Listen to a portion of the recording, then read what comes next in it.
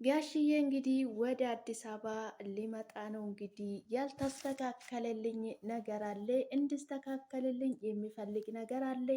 ልስተካከልልኝ አልቻለም። ደግሞ እኔ እነሱን ለመስታረቅ ሌላ ሽማግሌ አላመጣም። የራሳቸው ልጅ የራሳቸው ሽማግሌ ሆኖ እነሱን ያስታርቃቸዋል እንጂ እኔ እነሱን ለመስታረቅ ወይ ለመስማማት ብዬ ሌላ ሽማግሌ አላመጣም፣ ፍለጋም አልሄድም በምንም ታምር ብሏል። እንግዲህ ጋሽዬ እንግዲህ ቆርጦ ተነስቷል ማለት ነው። ምክንያቱም እስከ ዛሬም ከዛሬ ነገ ይስተካከላል እያልኩ ነበረ ሲጠብቅ የነበርኩት እንዲስተካከል ፈልጌ ነበረ። ነገር ግን ሲስተካከል አላየሁትም። ነገር ግን ከዚህ በኋላ እኔ ነኝ የማስተካክለው እነሱን ለማስታረቅ ወይ እነሱን ህይወት ለማስተካከል እኔ ሌላ ሽማግሌ አያስፈልገኝም ብሏል። እንግዲህ ጋሽዬና ልዑል ናቸው እንግዲህ አንድ ላይ የሚያስታርቃችሁ ማለት ነው።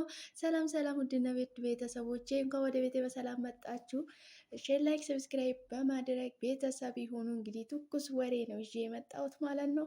ጋሽዬ እንግዲህ ከመጣ እንግዲህ አቶ አበጋዝ እንግዲህ ጋሽዬ ለትዳር አልደረስኩም ካለ እንግዲህ ጋሽዬ እንግዲህ ሰባተኛ ሰማይ ነው የሚያደርሰው አብርሃምን እንግዲህ ጋሽዬ እንግዲህ ሊመጣ ነው ማለት ነው።